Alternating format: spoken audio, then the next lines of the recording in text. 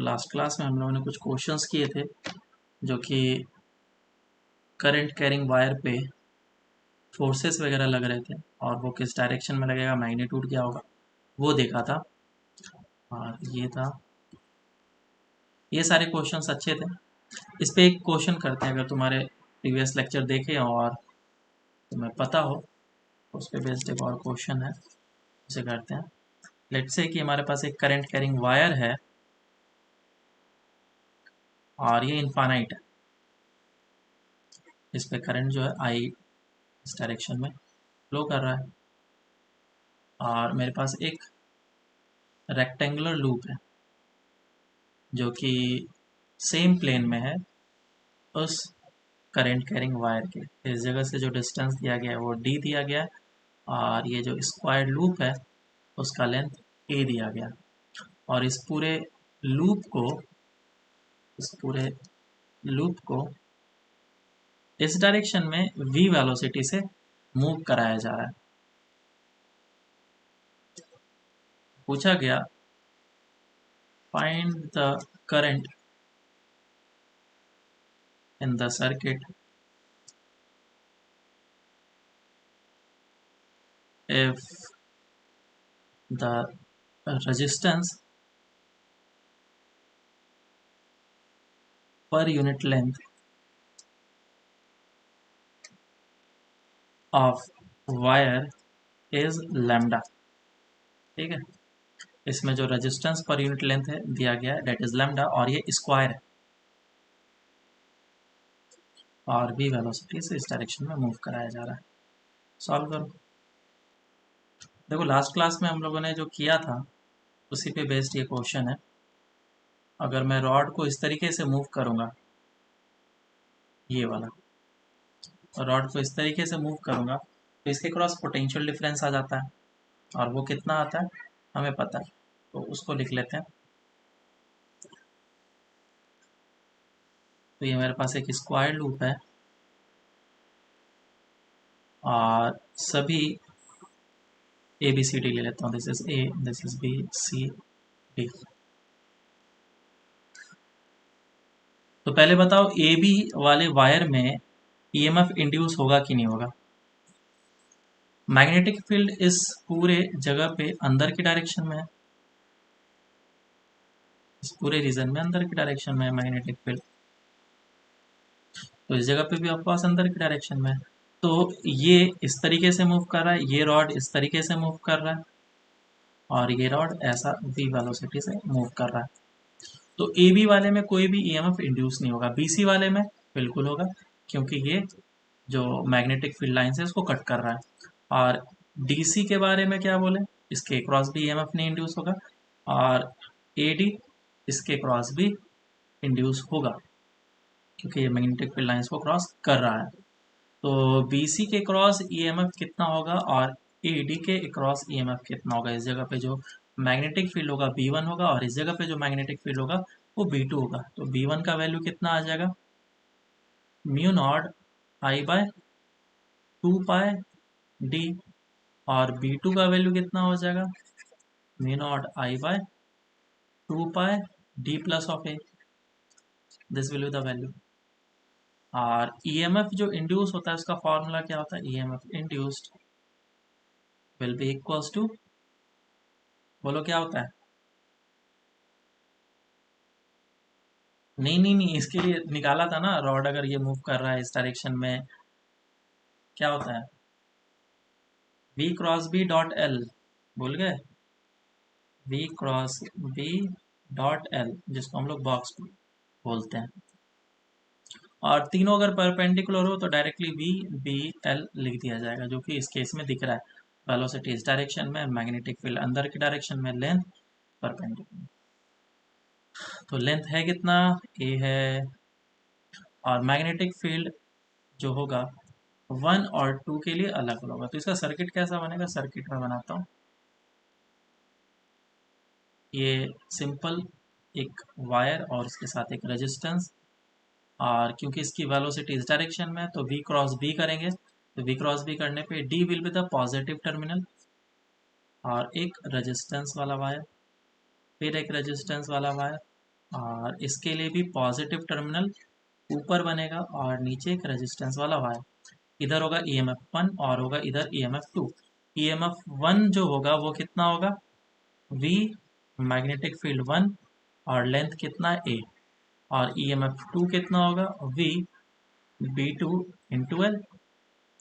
कौन बड़ा है, B1 बड़ा है या B2 बड़ा है, B1 is greater then B2, so EMF 1 is greater then EMF 2। बिल्कुल सही। तो करंट इसकी डायरेक्शन में फ्लो करेगा और इसका रेजिस्टेंस कितना होगा, लेमडा इंटू ए। ये भी लेमडा इंटू ए, ये भी लेमडा इंटू ए और ये भी लेमडा इंटू ए। तो नेट ईएमएफ कितना हो जाएगा, net EMF will be equals to E1 minus of E2।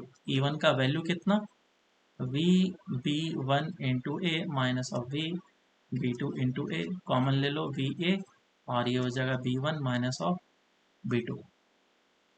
E net निकल गया और आर इक्विवेलेंट कितना आ जाएगा, R equivalent will be equals to सभी का समेशन 4 लेमडा ए। तो करंट आ गया, करंट कितना आ जाएगा, current will be equals to V by मतलब net EMF divided by total resistance which is 4 times of lambda A. ये आ गया हमारा फाइनल आंसर। तो इस तरीके से हम लोग क्वेश्चन को करेंगे और इसमें V1 V2 का वैल्यू पुट कर लो, आंसर आ जाएगा। अब चलते हैं आगे। अब इस जो रेक्टेंगुलर चीज है इसका वेलोसिटी ऊपर के डायरेक्शन में भी हो सकता था। अगर ऊपर के डायरेक्शन में होता तो फिर से हम लोग ये वाला काम करते हैं। ये देखो ऊपर की डायरेक्शन में वेलोसिटी है ना, तो इस क्वेश्चन का हम लोग रेफरेंस लेकर के डेल्टा V हम लोग ए और बी के बीच में निकालते हैं रॉड का और फिर काम करते हैं। ये सब बेसिक क्वेश्चन है, कर सकते हैं। नेक्स्ट टाइप ऑफ क्वेश्चन पे चलते हैं और कैसा क्वेश्चन पूछा जाता है। रेल वाला ट्रैक का क्वेश्चन बनता है इसमें। ईएमएफ जब हम लोग पढ़ रहे थे उस जगह पे भी हम लोगों ने एक रेल ट्रैक का क्वेश्चन किया था और जब हम लोग ईएमआई पढ़ रहे हैं तो अभी भी एक रेल ट्रैक का डिफरेंट टाइप ऑफ क्वेश्चन बनता है। तो इस जगह पे एक रेजिस्टेंस दिया गया है और दोनों रेल ट्रैक से कनेक्ट कर दिया गया। इसका रेजिस्टेंस को एज्यूम कर लेता हूँ मैं R0 है और इसके ऊपर एक मूवेबल रॉड रखा हुआ है और इस पूरे रीजन में मैग्नेटिक फील्ड अंदर की डायरेक्शन में है।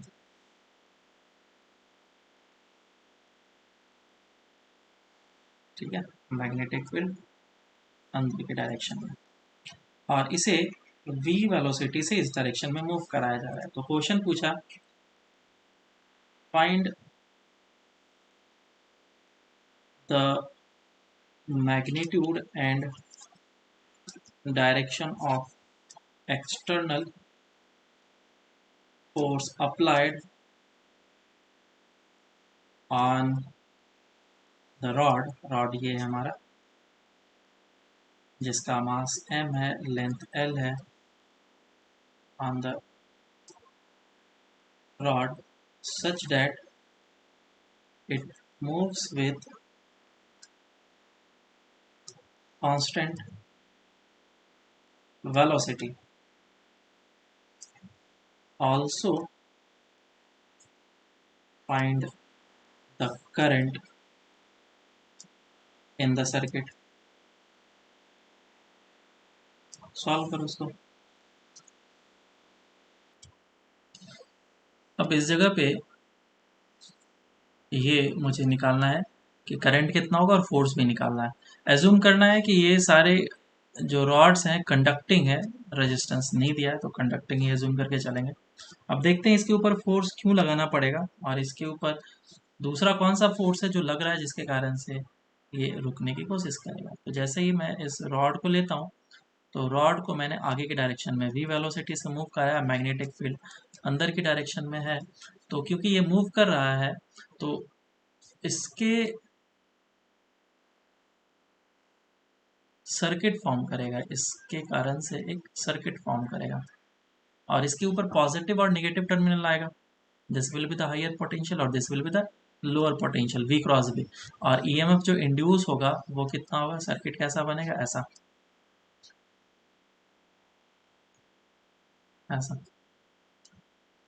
ठीक है, this is resistance R0 and this is EMF induced. EMF induced कितना होता है, V cross B dot L, तो ये हो जाएगा V B L, ये सिंपल सा EMF आ गया।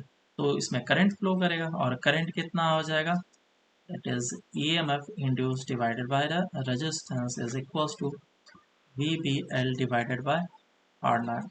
तो ये हो जाएगा हमारा करंट।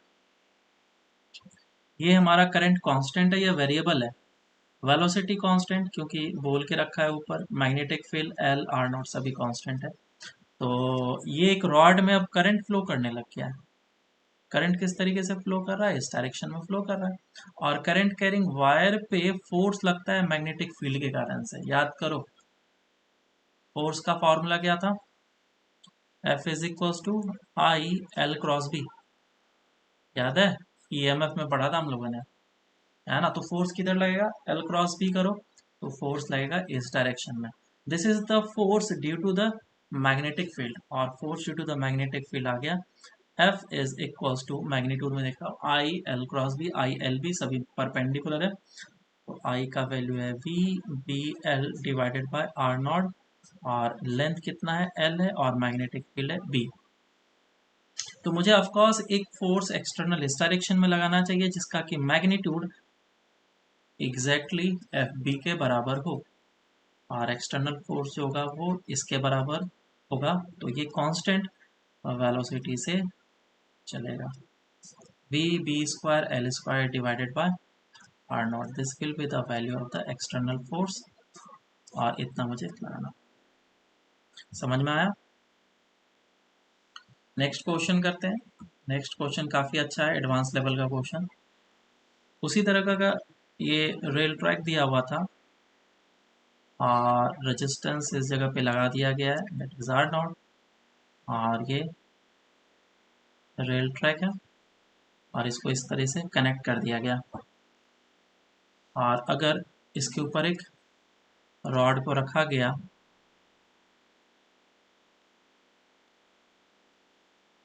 कंडक्टिंग रॉड है जिसका मास m, वेलोसिटी v, और इसको v वेलोसिटी, लेंथ l होगा, v वेलोसिटी दे करके छोड़ दिया गया, ठीक है, v वेलोसिटी दे करके छोड़ दिया गया, इस पे और कोई एक्सटर्नल फोर्सेस नहीं लग रहे हैं। तो क्वेश्चन पूछा गया find the velocity of the rod as a function of time. ये क्वेश्चन हम लोगों ने ईएमएफ में भी किया था, लेकिन ईएमएफ के टाइम पे हम लोगों ने एज्यूम करा था कि ईएमआई नहीं आता है मुझे, बराबर। तो उस जगह पे जो हम लोग ईएमएफ में क्वेश्चन किए थे उसमें एज्यूम किए थे हम लोग कि दूसरे फोर्सेस नहीं लग रहे, ईएमएफ में करा था हम लोगों ने, ऐसा क्वेश्चन किया था। तो हम लोगों ने क्या एज्यूम किया था कि ये जो वायर है इसमें करंट फ्लो नहीं करेगा, मतलब करेगा भी तो भी करंट कैरिंग वायर पे जो फोर्स लगता है उसके कारण से एज्यूम करा था, रिजल्टेंट नहीं लिया था। तो वहां पे हम लोग बोल सकते हैं कि वो क्वेश्चन काइंड ऑफ उसी चैप्टर के लिए वैलिड है, लेकिन ओवरऑल चैप्टर के लिए देखा जाए तो क्वेश्चन गलत हो जाएगा, उसके सॉल्यूशन गलत हो जाएंगे। तो वो चीज़ मैं अभी यहीं पे बता दिया तुम लोगों को। चलो इस क्वेश्चन को सॉल्व करके बताओ। तो इसको सॉल्व करते हैं। मैं इस जगह पे वेलोसिटी को वी नॉट एज्यूम कर लेता हूँ ताकि इनिशियल वेलोसिटी हमें पता चल जाए, इट इज़ वी नॉट, और हम लोग किसी भी इंस्टेंट ऑफ टाइम पे वेलोसिटी निकालेंगे। तो इसको सॉल्व करते हैं। एज्यूम कर लेते हैं कि कुछ टाइम के बाद ये जो रॉड है उसकी वेलोसिटी हो चुकी है कम, क्योंकि इसकी वेलोसिटी धीरे धीरे कम होने लगेगी। इस पर फोर्स लगेगा, कौन सा फोर्स लगेगा, करंट कैरिंग वायर पे जो फोर्स लगता है वही फोर्स लगेगा। ये आर नॉट है, और किसी भी टाइम पे मैंने माना है इसकी वेलोसिटी है v। तो इस रॉड के पास आगे की डायरेक्शन में होगी वेलोसिटी v। इनिशियल वेलोसिटी क्या था, v नॉट, और इस इंस्टेंट ऑफ टाइम पे इस पे पीछे की डायरेक्शन में फोर्स लग रहा होगा क्योंकि करंट जो है इस पे इस डायरेक्शन में फ्लो कर रहा होगा, और ये एक बैटरी की तरह बिहेव कर रहा होगा। ऐसा बैटरी बना होगा, ऐसा रेजिस्टेंस आर नॉट, और इसके क्रॉस जो ईएमएफ इंड्यूस हुआ होगा वो ईएमएफ कितना होगा, वी बी एल। ये चीज़ है मैग्नेटिक फील्ड, मैंने दिया नहीं था क्या, अंदर के डायरेक्शन में मैग्नेटिक फील्ड है v। और वी बी एल हो जाएगा। तो this will be the induced EMF, और इसमें जो करंट आएगा वो इस इंस्टेंट पे आ जाएगा V B L divided by R naught. अब इस करंट के बारे में बात करते हैं। करंट हमारा कांस्टेंट है या वेरिएबल है? क्योंकि बी और एल आर नॉट कांस्टेंट है, लेकिन वी जो है हमारा वेरिएबल है, वो क्योंकि वेलोसिटी धीरे धीरे कम होती जाएगी, तो this I is variable and will decrease continuously. Velocity decrease कर रहा है तो करंट भी डिक्रीज करने लगेगा। तो इस इंस्टेंट ऑफ टाइम पे जो फोर्स लगेगा वो फोर्स किस तरीके से दिखाया जाएगा? करंट कैरिंग वायर पे फोर्स लगता है F is equal to I L cross B, तो ये हो जाएगा आई, और लेंथ एल, और मैग्नेटिक फील्ड बी, और आई का जो वैल्यू अभी हम लोगों ने निकाला इस B, B L divided by R naught into L into B. This will be the external force applied divided by R naught. This is the external force applied on it. अब ये जो force ये force variable है या फिर constant है? Variable है ना। कांस्टेंट होता तो मैं मास इंटू एक्सलरेशन कर लेता, सॉरी ये बोल रहा हूँ, अगर ये कांस्टेंट होता तो velocity as a function of time हम लोग आराम से निकाल लेते, V square sorry V minus U is equal to A T वाला फार्मूला लगा करके, क्योंकि एक्सलेशन इसमें कांस्टेंट चाहिए होता है, लेकिन एक्सलेशन यहाँ पे वेरिएबल है हमारा। Force is equal to mass into acceleration, that is V square V B square L square divided by R naught. तो एक्सलेशन आ जाएगा V B square L square divide by M into R naught. अब इस जगह से हमारा calculation start होता है। मैं इस तरफ कर रहा हूँ। एक्सलेशन को क्या लिखूंगा मैं, बोलो क्या लिखना चाहिए? डीवी बाई डी टी, लेकिन माइनस साइन लगाना पड़ेगा। अगर मैं डीवी बाई डी टी लिखूंगा तो गलत आंसर आएगा मेरा। माइनस इसलिए लग रहा है क्योंकि जैसे जैसे टाइम इंक्रीज होते जा रहा है वेलोसिटी घटते जा रहा है, तो रेट हो गया हमारा negative. So minus of D V by D T, और फिर मैं यहाँ पे टी लिख देता हूँ, और ये B square L square divided by M into R naught. इस पूरे टर्म को मैं ऐसा करता हूँ, एक कांस्टेंट मान लेता हूँ के, इसे के एज्यूम कर लेते हैं। तो minus of D V by V is equals to K D T, और इसको इंटीग्रेट करना पड़ेगा। कहाँ से कहाँ तक इंटीग्रेट करेंगे? जब टाइम जीरो था उस समय वेलोसिटी थी v नॉट, और जब टाइम t होगा उस समय वेलोसिटी होगी v। तो ये इंटीग्रेशन दे देगा minus L N P by V naught is equal to K T, बराबर है। सो माइनस साइन को उस तरफ से एंड कर लो, L N V by V naught is equal to minus of K T, and hence L N exponential form में convert कर लेंगे, V by v naught is equals to e raised to power minus of kt, and v is equals to v naught e raised to power minus of kt। तो ये velocity as a function of time निकल करके आएगा मेरा। v is equals to v naught e raised to power minus k का value put कर लेता हूँ। k कितना यूज किया था हम लोगों ने? B square L square divide by B square L square divided by M R naught into T. ये velocity as a function of time.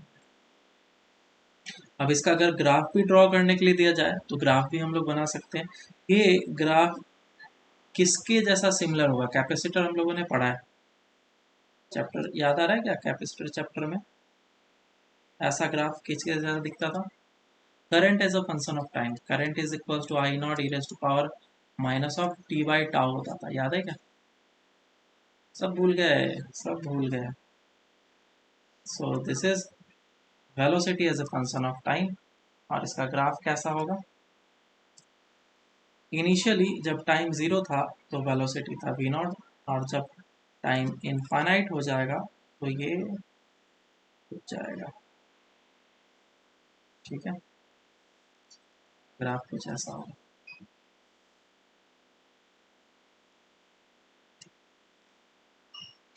समझ में आया?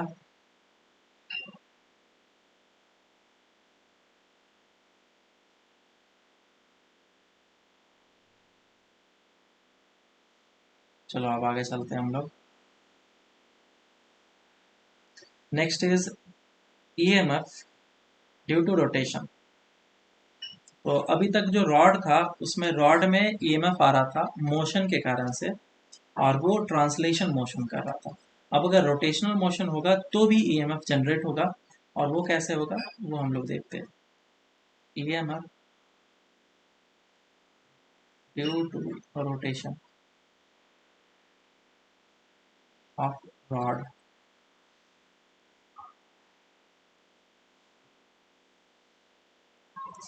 ये मेरे पास एक रॉड है जो कि रोटेट कर रहा है, एक रॉड है जो इस एक्सिस के अबाउट रोटेट कर रहा है, ओमेगा से रोटेशन कर रहा है। और ये रॉड है जिसका लेंथ एल है। कंडक्टिंग भी हो सकता है, नॉन कंडक्टिंग भी हो सकता है। नॉन कंडक्टिंग मतलब कि रेजिस्टेंस इसमें हो सकता है। तो अगर ये रॉड रोटेट करेगा तो ईएमएफ इंड्यूस होगा कि नहीं होगा, पहले तो ये बताओ। Of course magnetic field present है इस पूरे रीजन में, होगा। क्यों हो रहा है, क्या रीजन देंगे? ऑफ कोर्स हम लोग पढ़ाई कर रहे हैं तो ईएमएफ तो इंड्यूस होना ही है, तो पढ़ाई क्यों करते हैं? क्यों होगा, रीजन क्या है? अगर ये ओमेगा से रोटेट करेगा तो x डिस्टेंस पे मैं जाकर के एक dx थिकनेस का एलिमेंट चूज करता हूँ। तो ये जो dx थिकनेस का जो एलिमेंट है वो v वेलोसिटी से ऊपर की डायरेक्शन में होगा, और उसकी वेलोसिटी जो होगी वो ओमेगा इंटू एक्स होगा। और इस पूरे रीजन में मैग्नेटिक फील्ड है। तो क्या वो छोटा सा जो रॉड बना मेरे को, उसके क्रॉस पोटेंशियल डिफरेंस जनरेट होगा। एक छोटा सा एलिमेंट लिया जिसका थिकनेस था dx, और इसकी वेलोसिटी ऊपर के डायरेक्शन में है which is omega into x. तुम बताओ इसका हायर पोटेंशियल लेफ्ट साइड होगा या राइट साइड होगा?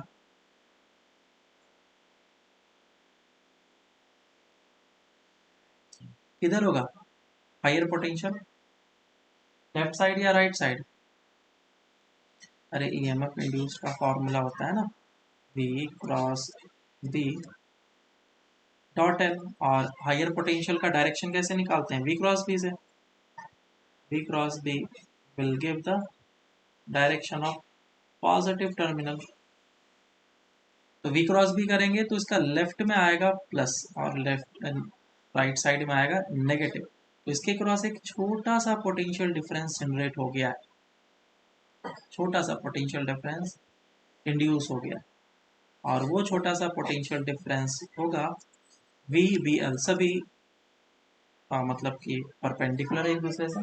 वेलोसिटी हो जाएगा omega X, magnetic field B, और जो लेंथ है इस छोटे से रॉड का डी एक्स। और मैं इसी को इंटीग्रेट करूंगा, इसी को इंटीग्रेट करूंगा कहाँ से कहाँ तक? x का इंटीग्रेशन 0 से लेकर के l तक जाएगा, और ये 0 से e तक जाएगा। EMF induced in this rotating rod will be equals to omega b integration of x dx from 0 से l is equals to omega b l square by 2। ठीक है, तो ये हम लोग याद रखेंगे that the EMF induced across this rod is omega b l square by 2।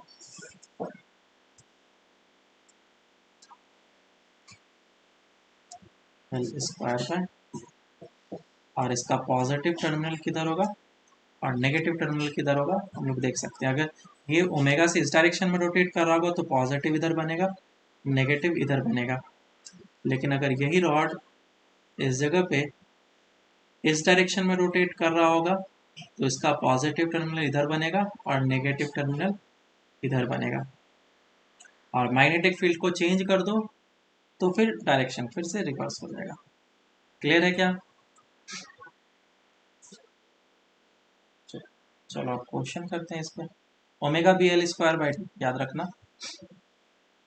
तो इस पे एक फेमस तरह का क्वेश्चन बनता है। क्वेश्चन कुछ ऐसा है कि एक पूरा का पूरा कंडक्टिंग रिंग है और इस कंडक्टिंग रिंग के ऊपर एक रॉड है जो कि इस तरीके से रोटेट कर रहा है ओमेगा से, और कंस्ट्रक्शन कुछ ऐसा दिया गया है कि इसका कनेक्शन बनाया गया ऐसे करके और एक रेजिस्टेंस को ऐड कर दिया गया, लगा दिया गया। और ये रॉड है जिसका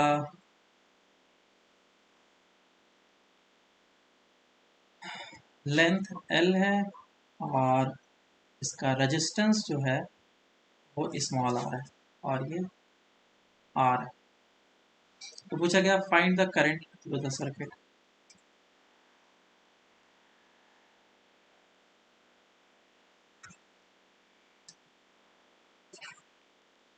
कैपिटल R के थ्रू कितना करंट फ्लो करेगा हमें ये निकालना है।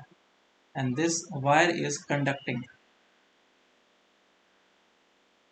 और उसी कंडक्टिंग वायर के ऊपर ये रोटेट कर रहा है। मैग्नेटिक फील्ड अंदर की डायरेक्शन में है। इस पूरे रीजन में मैग्नेटिक फील्ड अंदर की डायरेक्शन में। सॉल्व करो इसको।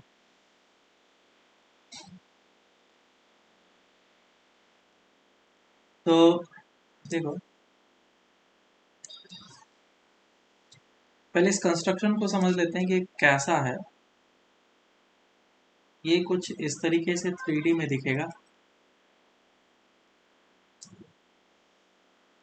इस तरह करके, और जो रॉड होगा वो इस एक्सिस के अबाउट इस तरीके से इससे टच होकर के रोटेट कर रहा होगा ऐसा।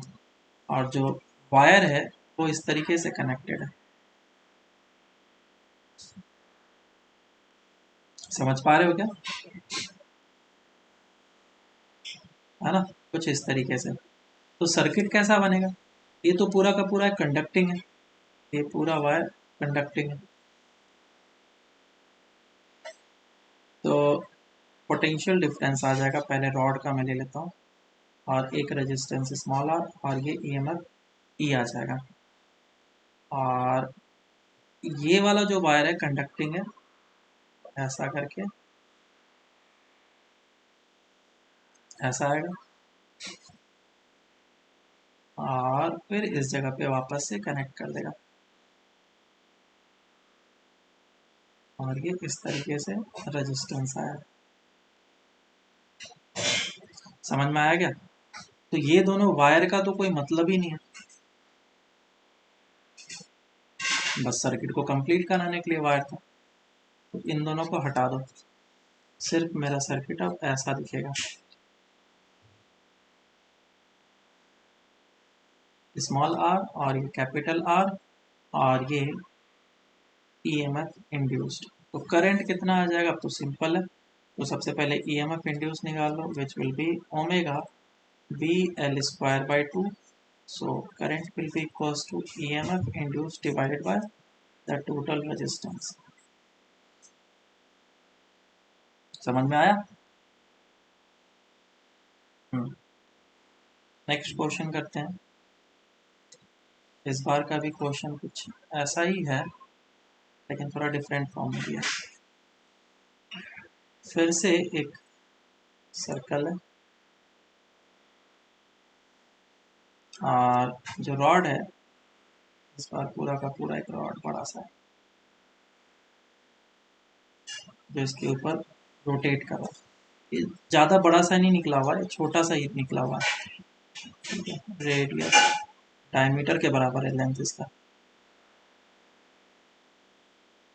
और इस एक्सिस के अबाउट ये ओमेगा से रोटेट कर रहा है। मैग्नेटिक फील्ड जो है वो अंदर की डायरेक्शन में है बी, और वायर को कुछ इस तरीके से कनेक्ट किया गया है ऐसा। और ये जो रॉड है इसका लेंथ दिया गया है L और resistance per unit length lambda दिया गया। अच्छा गया find the current through R naught, solve करो।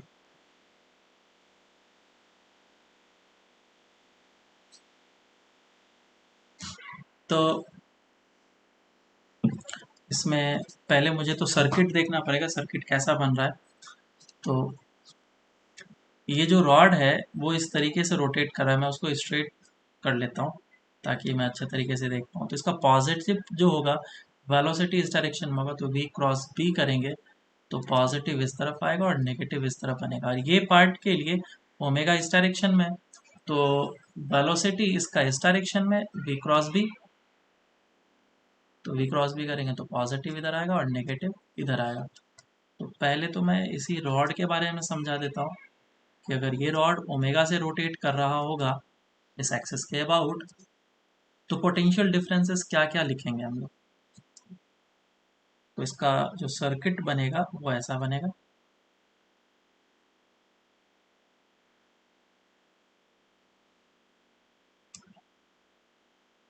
आया ना,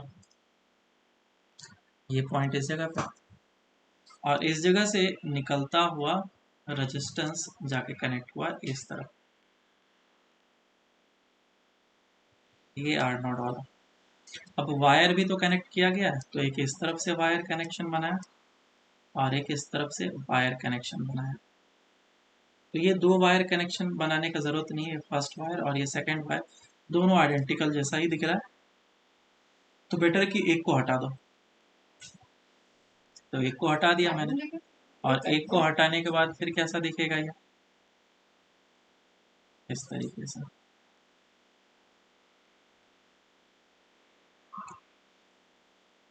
तो दोनों में जो ईएमएफ इंड्यूस्ड होगा वो सेम होगा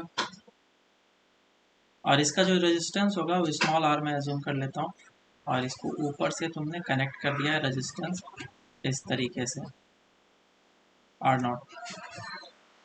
बताओ क्या ये पैरेलल में नहीं दिख रहा है क्या, ये चीज और ये चीज है ना। अब मैं वापस एक सर्किट बना रहा हूँ इसके लिए, तो ये ऐसा हो जाएगा आर रेजिस्टेंस और ये आर रेजिस्टेंस और ये ऐसा और ये इस तरीके से आर नॉट। तो ये भी ईएमएफ ई नॉट होगा, ये भी ईएमएफ ई नॉट होगा और ये इंटरनल रेजिस्टेंस जैसा ही एज्यूम कर लेता हूँ। तो ये दोनों पैरेलल में होने के कारण से ईएमएफ इक्विवेलेंट कितना हो जाएगा बोलो।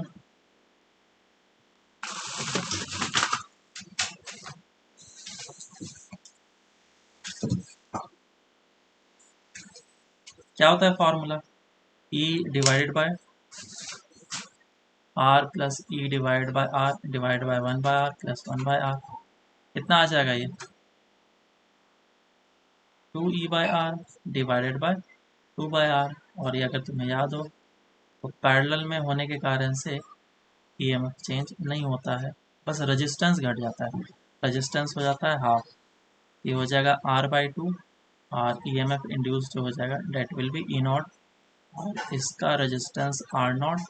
और अब करंट कितना फ्लो करेगा वो हम लोग निकाल सकते हैं। So the current I will be equals to E naught divided by R naught plus of r/2।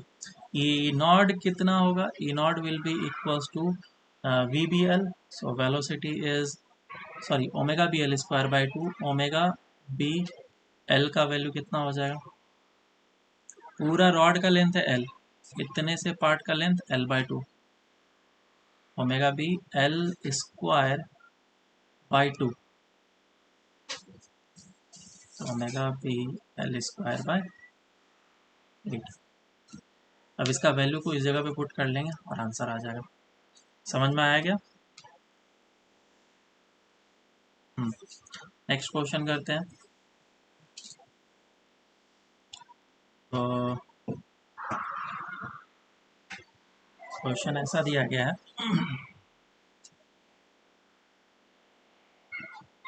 कि एक वायर है और ये वायर कुछ इस तरीके से बना हुआ है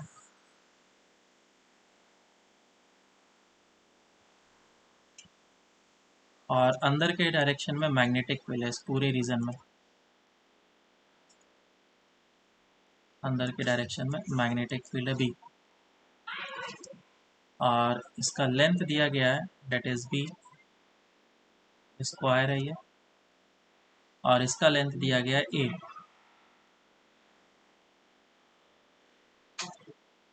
तो क्वेश्चन पूछा गया find the current in the circuit, और ये भी पूछा गया है करंट इन द सर्किट। हाँ, गिवन है कि जो रेजिस्टेंस पर यूनिट लेंथ है वो लेमडा है, इस वायर में resistance per unit length lambda दिया गया, लेमडा पर यूनिट। सॉल्व करो। इसमें मैग्नेटिक फील्ड को मैं एक वेक्टर उसमें फॉर्म में दे देता हूँ, वेरिएबल फॉर्म में, वो बी नॉट टी लिख लें, ठीक है, ताकि मैं D V by D T use करता। मैग्नेटिक फील्ड कुछ इस तरीके से वेरी कर रहा है। चलो सॉल्व करते हैं इसको। तो देखो इस जगह पे दो लूप दिए गए हैं, तो दो लूप के कारण से ईएमएफ इंड्यूस्ड होता है, और जो लूप है, एक पहला वाला बी वाला लूप देख लेते हैं ना, ये ऐसा लूप बन रहा है और मैग्नेटिक फील्ड जो है कंटिन्यूसली टाइम के साथ इंक्रीज करते जा रहा है, मैग्नेटिक फील्ड अंदर की डायरेक्शन में। तो लेंस लॉ से हम लोग करंट का डायरेक्शन निकाल सकते हैं। इनफैक्ट जो ईएमएफ इंड्यूस होगा वो उसका पॉजिटिव टर्मिनल किधर होगा, नेगेटिव किधर होगा, वो भी हम लोग निकाल सकते हैं। मैग्नेटिक फील्ड इंक्रीज कर रहा है तो इंड्यूस मैग्नेटिक फील्ड किधर होना चाहिए, बाहर की डायरेक्शन में, और इंड्यूस्ड मैग्नेटिक फील्ड अगर बाहर की डायरेक्शन में होना चाहिए, इवन इस लूप के लिए भी सेम केस होगा, इंड्यूस्ड जो होना चाहिए वो बाहर की डायरेक्शन में होना चाहिए। तो करंट किस डायरेक्शन में फ्लो करना चाहिए, इस तरीके से, और ये भी इस तरीके से फ्लो कराने की कोशिश करेगा, और ऐसा फ्लो होने के लिए जो ईएमएफ इंड्यूस्ड होना चाहिए वो ऐसा होना चाहिए। पूरे लूप के लिए मैंने दे दिया ऐसा। अब इसको सर्किट में मैं ऐड कर लेता हूँ और फिर हम लोग देखेंगे कैसा बन रहा है। तो एक हर एक वायर का एक रेजिस्टेंस जो कि मैं डाल रहा हूँ ऐसा है, और ये इस तरफ गया,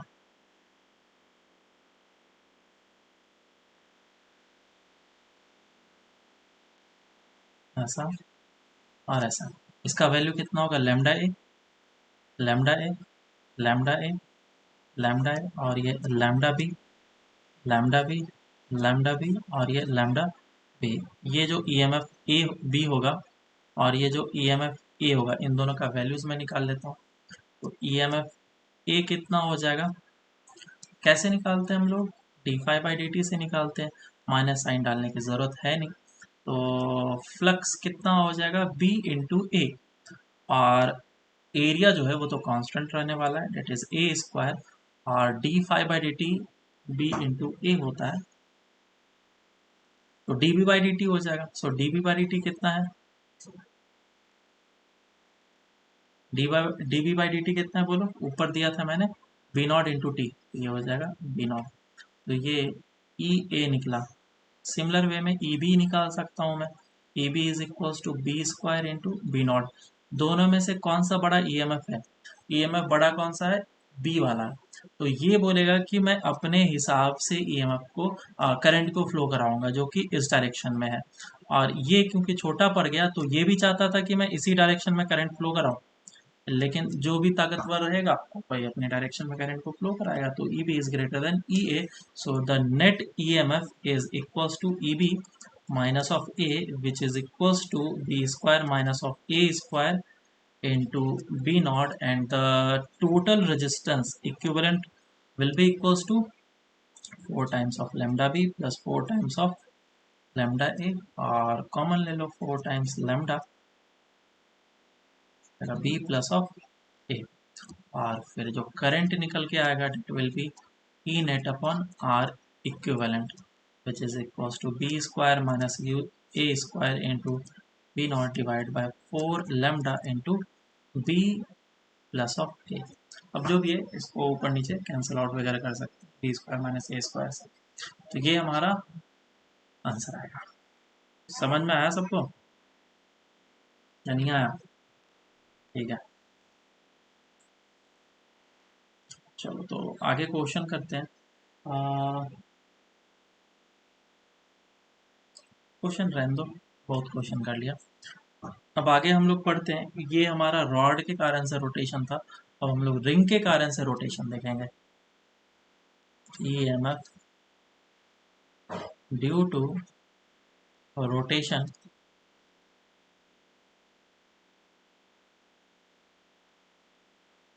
ऑफ रिंग। अब रोटेशन ऑफ रिंग जो है मैं दो तरीके से करा सकता हूँ, और दोनों तरीके हम लोग देखेंगे। केस वन, कि जो मेरे पास रिंग है वो ऐसा है और मैग्नेटिक फील्ड जो है वो अंदर की डायरेक्शन में,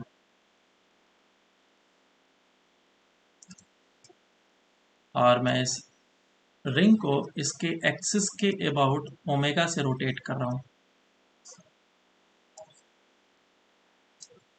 बोलो EMF इंड्यूस्ड होगा कि नहीं होगा? होगा या नहीं होगा?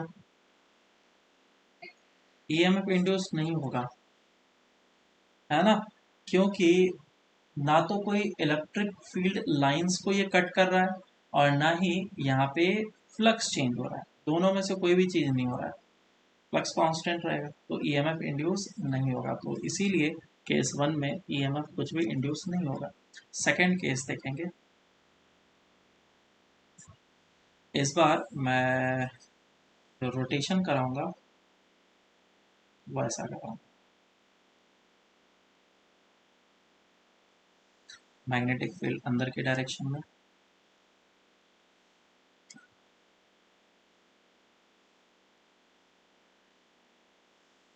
और इसका रोटेशन कराया जा रहा है इस एक्सिस के अबाउट, इस रिंग का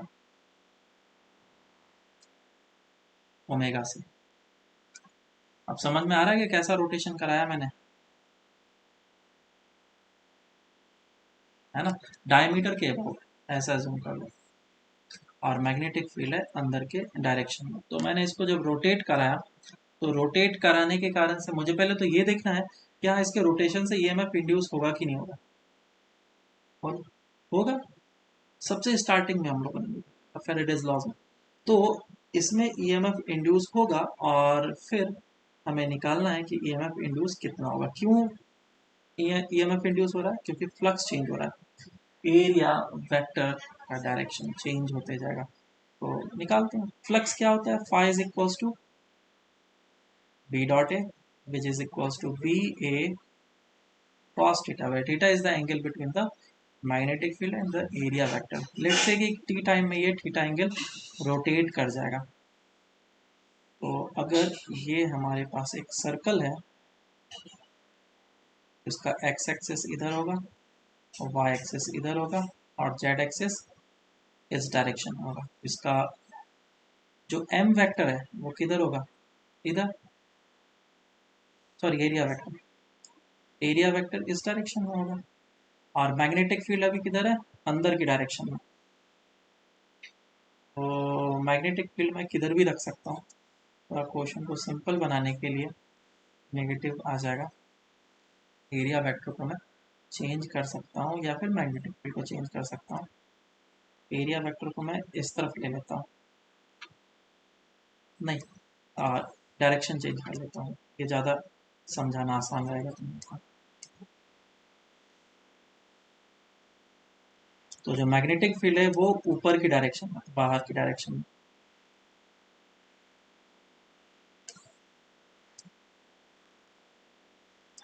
मैग्नेटिक फील्ड बाहर की डायरेक्शन में, तो मैग्नेटिक फील्ड भी इसी डायरेक्शन में है, और जो एरिया है वेक्टर वो भी इसी डायरेक्शन में।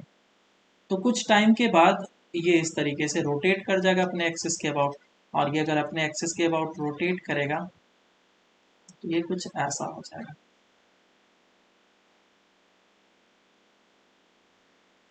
this will be the x axis, y axis and z axis.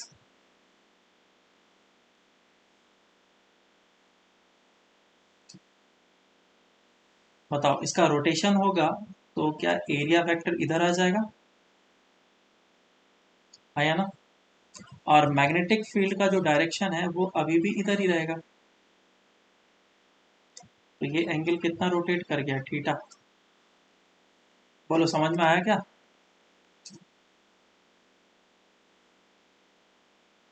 बोलो आया, है ना। तो ये थीटा हो गया और इसका रोटेशन ऐसा। अगर मैं अपोजिट डायरेक्शन में एज्यूम करता तो मुझे मैग्नेटिक फील्ड पीछे की डायरेक्शन में दिखाना पड़ता और एरिया वेक्टर भी पीछे की दिखाना पड़ता डायरेक्शन में, फिर मैं रोटेट करता तो थोड़ा सा तुम्हें समझाने में 3D में डायग्राम बनाने में प्रॉब्लम होता, इसीलिए मैंने चेंज किया, आपको बात नहीं। तो थीटा जो होगा, क्योंकि ओमेगा से रोटेट कर रहा है तो theta is equal to omega T होगा, theta is a function of time. तो फ्लक्स का फॉर्मूला क्या हो जाएगा, magnetic field into area into cos theta. Cos theta क्या ले लूँ मैं, कॉस ओमेगा, ओमेगा टी ले लेंगे। और जो ईएमएफ इंड्यूस्ड होता है उसको हम लोग क्या लिखते हैं, minus of D phi by D T. इस पूरे फंक्शन को डिफरेंशिएट कर लेता हूँ, तो माइनस बी ए कॉस का इंटीग्रेशन कितना, डिफरेंशिएशन कितना हो जाएगा, माइनस साइन, और ओमेगा बाहर आ जाएगा एक, माइनस माइनस प्लस हो जाएगा, तो हो जाएगा B A omega sine omega T. So this is induced EMF as a function of time.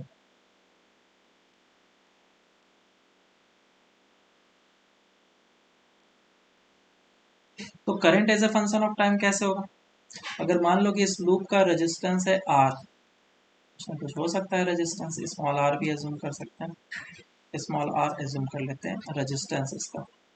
ये जो रिंग है, रिंग का रेजिस्टेंस स्मॉल आर है, इसमें करंट होगा, करंट कितना आ जाएगा, आई इज इक्वल टू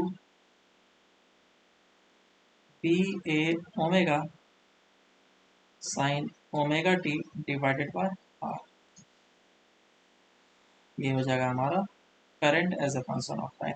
इस पूरे टर्म को मैं अगर आई नॉट बोल लूँ, I naught is equal to B A omega divided by R, then the current as a function of time कैसा दिखेगा, I is equal to I naught sine omega T. तो इस तरीके से हमारा एसी का जनरेशन हुआ, अल्टरनेटिंग करंट जिसको हम लोग बोलते हैं एसी, वो इसी तरीके से किसी भी जगह पे जनरेट कराया जाता है, चाहे वो तुम्हारा डायनमो हो, चाहे तुम्हारा मोटर हो, कोई भी चीज़ हो जो जनरेशन कराया जाता है इसी तरीके से कराया जाता है। तो अल्टरनेटिंग करंट जब हम लोग पढ़ेंगे तो इसी जगह से स्टार्ट करेंगे। So this is current as a function of time. जब टाइम ज़ीरो था तो उस समय करंट क्या था, ज़ीरो था, और जैसे जैसे टाइम बढ़ता गया वैसे वैसे करंट भी चेंज होता गया, और ये चेंज होते जाएगा, ठीक है। हाँ, सो this is alternating current AC.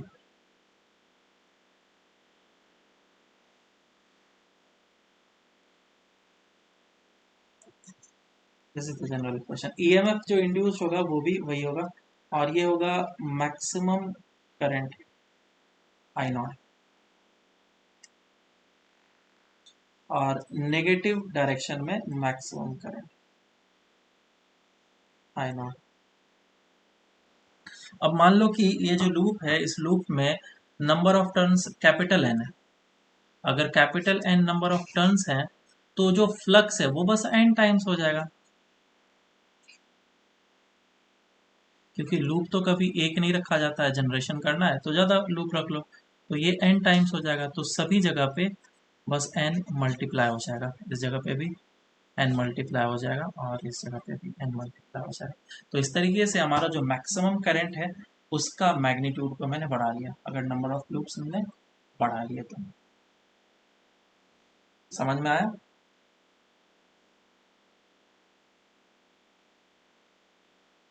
तो ये टाइम पीरियड वगैरह इसमें हम लोग डाल सकते हैं कि इसका टाइम पीरियड कितना हो जाएगा, कैपिटल टी हो जाएगा, इस जगह पे टाइम पीरियड आएगा t/2, इस जगह पे टाइम कितना आ जाएगा t/4।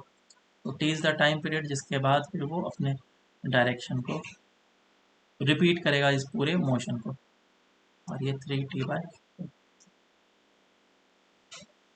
तो ये हो गया हमारा रिंग का रोटेशन। अब हम लोग डिस्क का रोटेशन देख लेते हैं। Rotation of disc.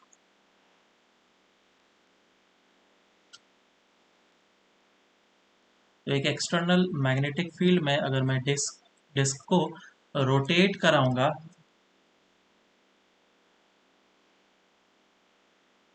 तो ईएमएफ इंड्यूस होगा कि नहीं होगा, पहले तो ये बताओ। ये पूरा डिस्क है और एक्सटर्नल मैग्नेटिक फील्ड अंदर की डायरेक्शन में।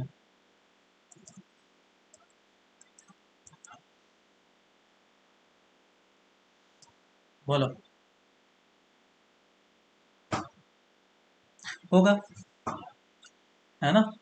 क्योंकि इसको मैं एक अल्टीमेटली रॉड के कलेक्शन से कंपेयर कर सकता हूँ, एज्यूम कर सकता हूँ कि ये जो डिस्क है ये बेसिकली डिफरेंट रॉड्स को अगर मिला दिया जाए तो ये बन जाएगा। बड़ा सा ले लो, बड़ा बना लो। तो ये अगर डिस्क का एक छोटा सा रॉड भी अगर ओमेगा से रोटेट कराया जाएगा, इसको अगर मैं ओमेगा से रोटेट कराऊंगा इस डायरेक्शन में, तो उसके रोटेशन के कारण से पॉजिटिव इस तरफ जनरेट होगा और नेगेटिव इस तरफ जनरेट होगा, और जितना पहले जनरेट हुआ था अभी भी उतना ही जनरेट होगा, जो हम लोगों ने रॉड का रोटेशन करा करके जितना पोटेंशियल डिफरेंस लिया था सेम। तो इस जगह पे आ जाएगा पॉजिटिव टर्मिनल, इस जगह पे आ जाएगा नेगेटिव टर्मिनल, और इसके क्रॉस जो पोटेंशियल डिफरेंस होगा C, और सरकमफेरेंस का पॉइंट ले लेता हूँ A। V C minus of V A is equals to omega B L square by two. इसका अगर हम लोग इंटीग्रेशन करना चाहें तो वो भी कर सकते हैं। एक्स डिस्टेंस पे जाकर के डी एक्स थिकनेस का एलिमेंट चूज करेंगे, आर डिस्टेंस पे डी आर थिकनेस का एलिमेंट चूज करेंगे, और फिर उसको इंटीग्रेट करेंगे। इंटीग्रेट करने के बाद भी हमारा वैल्यू वही आने वाला है।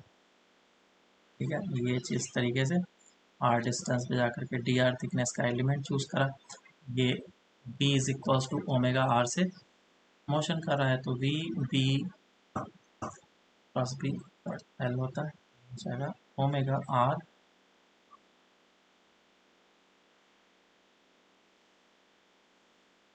सॉरी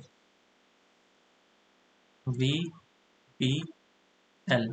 एल कितना हो जाएगा डी आर, और इसको इंटीग्रेट करेंगे, ई एम एफ इंड्यूस आ जाएगा इंटीग्रेशन ऑफ ओमेगा बी, और आर का इंटीग्रेशन जो भी ले लो, आर जीरो से लेकर के एल तक लेना है तो एल तक ले लो, आर तक लेना है तो आर तक ले लो। So this will be the induced E M F omega B R square by zero से लेकर के आर तक। समझ में आया क्या? इसमें एक और चीज़ तुम्हें एडवांस लेवल के जब प्रॉब्लम्स करोगे तो उसमें एक और कॉन्सेप्ट तुम्हें दिखेगा। कॉन्सेप्ट ये है कि अगर इस डिस्क को मैं रोटेट कराऊंगा, लेट से इसको तुमने ओमेगा से रोटेट कराया, तो यहाँ पे जो इलेक्ट्रॉन्स होंगे उस इलेक्ट्रॉन पे सेंट्रीफ्यूगल फोर्स लगेगा आउटवर्ड डायरेक्शन में, और सेंट्रीफ्यूगल फोर्स कितना लगेगा बोलो? M omega square R, by R थोड़ी ना होता है, एम ओमेगा स्क्वायर आर होता है। इतना फोर्स लगेगा, और क्योंकि इस इलेक्ट्रॉन पे यहाँ पे एक इलेक्ट्रिक फील्ड डेवलप हो चुका है इस एक्सटर्नल मैग्नेटिक फील्ड में रखने के कारण से, तो उस पर भी फोर्स लगेगा, है ना? पॉजिटिव नेगेटिव इस तरफ है तो इलेक्ट्रिक फील्ड इस डायरेक्शन में डेवलप हुआ है, तो इस इलेक्ट्रिक फील्ड के कारण से भी इस डायरेक्शन में फोर्स लगेगा। तो ये इलेक्ट्रॉन पे दो फोर्सेस लग रहे हैं, एक तो force due to the electric field which is equal to Q into ई,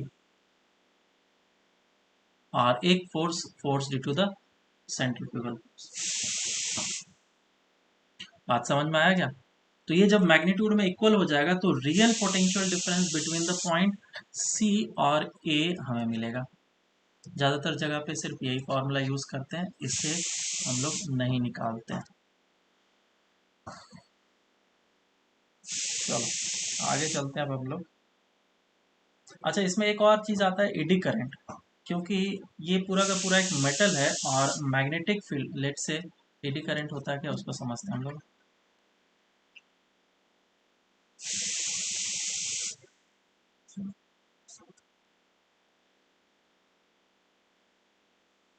तो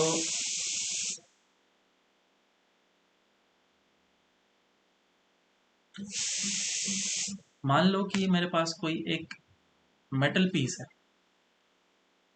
और उस मेटल पीस को मैंने रख दिया किसी एक एक्सटर्नल मैग्नेटिक फील्ड में, मेटल, और किसी भी एक्सटर्नल मैग्नेटिक फील्ड में रख दिया। मैग्नेटिक फील्ड जो है उसका वैल्यू चेंज होते जा रहा है। मैग्नेटिक फील्ड इज इंक्रीजिंग और डिक्रीजिंग, कुछ भी हो सकता है। तो या फिर दूसरा भी चीज कराया जाता है कि इस मेटल ब्लॉक को मूव कराया जाता है, ठीक है, जब वो इन कर रहा होगा या फिर एग्जिट कर रहा होगा, ताकि फ्लक्स चेंज हो, किसी भी तरीके से फ्लक्स को चेंज कराना है। फ्लक्स इज चेंजिंग और वेरिएबल, तो इसमें करंट इंड्यूस होगा, है ना। Current will induce. लेकिन प्रॉब्लम ये है कि ये एक मेटल सरफेस है, इसमें इलेक्ट्रॉन्स ढेर सारे हैं और इलेक्ट्रॉन्स को मूव करने के लिए एक प्रॉपर डायरेक्शन नहीं है। पहले क्या होता था, कोई एक लूप होता था, तो लूप होता था तो इसमें करंट इस तरीके से आराम से फ्लो कर जाता था और करंट फ्लो करने का डायरेक्शन था। लेकिन यहाँ पे इलेक्ट्रॉन को फ्लो करने का डायरेक्शन नहीं है या फिर करंट फ्लो करने का डायरेक्शन नहीं है, तो ये इलेक्ट्रॉन रैंडम मोशन करता है अपने अकॉर्डिंग और फिर वापस से लूप क्रिएट करके उसी जगह पे आ जाता है। इसको हम लोग ईडी करंट बोलते हैं। ये इस तरीके से वापस से इस जगह पे आ जाएगा। तो ऐसे ढेर सारे बहुत सारे इलेक्ट्रॉन्स हैं, जब इस तरह के मोशंस करते हैं तो एक सर्किट फॉर्म करता है मेटल के इनसाइड ही। और ये छोटे छोटे सर्किट्स किसी भी तरह के हो सकते हैं और ये सर्किट कंप्लीट करने के कारण से वापस से हीट जनरेट करते हैं। तो ये मेटल क्या हो जाता है, हीटअप हो जाता है। समझ में आया क्या? तो इस तरीके से किसी भी मेटल पीस को तुम हीट कर सकते हो एडी करंट के थ्रू। और इस एडी करंट को बहुत बार अवॉइड कराया जाता है और अवॉइड करने से हम लोग, मतलब कि जो एक्स्ट्रा एनर्जी का लॉस हो रहा है उसको हम लोग रोक सकते हैं। जैसे ट्रांसफार्मर वगैरह है, ट्रांसफार्मर वगैरह में हम लोग आगे अभी जाकर के पढ़ेंगे, उसमें भी ईडी करंट्स वगैरह जनरेट होते हैं और उसके कारण से ट्रांसफार्मर काफ़ी ज़्यादा हीटअप होने लग जाता है। तो उसको अवॉइड करने के लिए उसमें कटिंग किया जाता है। जैसे कि एक पेंडुलम लो और इस जगह पे कॉपर अटैच कर दो, एक्सपेरिमेंट है ये। और इसके पीछे एक नॉर्थ पोल लगा हुआ और एक साउथ पोल लगा हुआ है, इसका मतलब मैग्नेटिक फील्ड इस डायरेक्शन में है, मैग्नेटिक फील्ड। और इस पेंडुलम को थोड़ा हाइट पे ले जा करके रिलीज कर दिया, तो इसको रिलीज कर दिया गया, तो तुम्हें लगेगा कि ये चीज़ तो स्विंग करते रहना चाहिए फॉर एवर और इसका एनर्जी लॉस नहीं होना चाहिए। लेकिन सरप्राइजिंगली देखा गया कि इसका जो थीटा है वो धीरे धीरे डिक्रीज करना स्टार्ट किया। क्यों डिक्रीज करना स्टार्ट किया? क्योंकि जैसे ये मैग्नेटिक फील्ड से क्रॉस करने लगा तो फ्लक्स का चेंज होने लगा और इसमें ईडी करंट्स जनरेट होने लगे, और ईडी करंट जनरेट हुआ तो ये चीज क्या होने लगेगा, हीटअप होने लगेगा। अब सोचो, ये हीटअप क्यों हो रहा है और ये जो एनर्जी हुआ, जो मिला इसको, किसने दिया एनर्जी? कहीं ना कहीं से तो आया होगा। एनर्जी कंजर्वेशन ऑलवेज वैल्यूड होता है। हमें पता है कि मैग्नेटिक फील्ड जो है वो कभी भी एनर्जी प्रोवाइड नहीं कर सकता है किसी को। तो ये एनर्जी किसका है? ये एनर्जी बेसिकली इसके ट्रांसलेशन या फिर रोटेशन मोशन, जो भी बोल लो, इसके मोशन के कारण से। इसका मोशन जो था, अगर इसके पास अभी 60 जूल ऑफ एनर्जी है रोटेशन मोशन के कारण से, तो नेक्स्ट टाइम जब ये पास करके आएगा तो 50 जूल बचेगा और बाकी 10 जूल ऑफ एनर्जी जो है वो हीट में कन्वर्ट हो चुका है। तो अब मुझे क्या करना है, ऐसा नहीं होने देना है ना। मैं चाहता हूँ कि ये जो एक्स्ट्रा हीटअप होते जा रहा है, इस चीज़ को अवॉइड करना है। तो अवॉइड करने के लिए क्या किया गया, इस कॉपर प्लेट पे स्ट्रिप्स लगाया गया, इस तरीके से स्ट्रिप्स दिया गया और इस तरह से स्ट्रिप्स का कटिंग कर दिया गया। और कटिंग करने से क्या फ़ायदा हुआ कि वो जो इलेक्ट्रॉन्स थे, अब जो लूप कंप्लीट कर पा रहे थे, लेट से पहले कॉपर प्लेट ऐसा था और वो इस तरीके से मूव करके यहाँ पे आ जा रहा था और इलेक्ट्रॉन मूव करने के बाद एक सर्किट कंप्लीट कर लिया तो हीट जनरेट हो जाएगा। लेकिन अगर मैं सोचो हीट सर्किट को ही कंप्लीट ना होने दो, कैसे नहीं होने दे सकते हैं, इस जगह पे एक छोटा सा कट कर दिया मैंने, फिर वापस से इस जगह पे कट, तो इलेक्ट्रॉन तो सर्किट ही कंप्लीट नहीं कर पाया, यहाँ से तो ब्रेक हो गया, ये इलेक्ट्रॉन इतना ही दूर मूव कर पाएगा। तो इस तरीके से तुमने इलेक्ट्रॉन को सर्किट कंप्लीट होने से रोक लिया। और जब हम लोग इसको इस तरह के कॉपर प्लेट को पेंडुलम बना करके फिर एक्सटर्नल मैग्नेटिक फील्ड में मूव कराते हैं तो एनर्जी का लॉस बिल्कुल नहीं होता। समझ में आया क्या? हम्म। काफ़ी इंपॉर्टेंट चीज़ है, इसके अप्लीकेशंस भी बहुत ज़्यादा हैं, बहुत जगह पे भी इसको यूज़ वगैरह किया जाता है। तो होगा तो मैं वीडियो तुम लोग को शेयर करूँगा, देखना तुम लोग। नेक्स्ट, ये ईडी करंट हो गया कंप्लीट। जैसे तुम्हें कोई भी चीज़ को हीट करना है ना, इवन डिस्क वगैरह में लगाया जाता है, जो डिस्क ब्रेक करना होता है, ब्रेक सिस्टम वगैरह होता है, उसमें लगाया जाता है, फोर्स वगैरह टॉर्क वगैरह लगते हैं इसके कारण से। अभी मैं समझा नहीं पाऊंगा इसमें, मैं तुम्हें वीडियो शेयर करता हूँ, पता चलेगा तुम्हें। ठीक है, सो दिस इज ईएमएफ रोटेशन, हो गया कंप्लीट। अब जो हमारा पार्ट आने वाला है डेट इज सेल्फ इंडक्शन, और यहाँ से थोड़ा टफ पार्ट स्टार्ट होता है।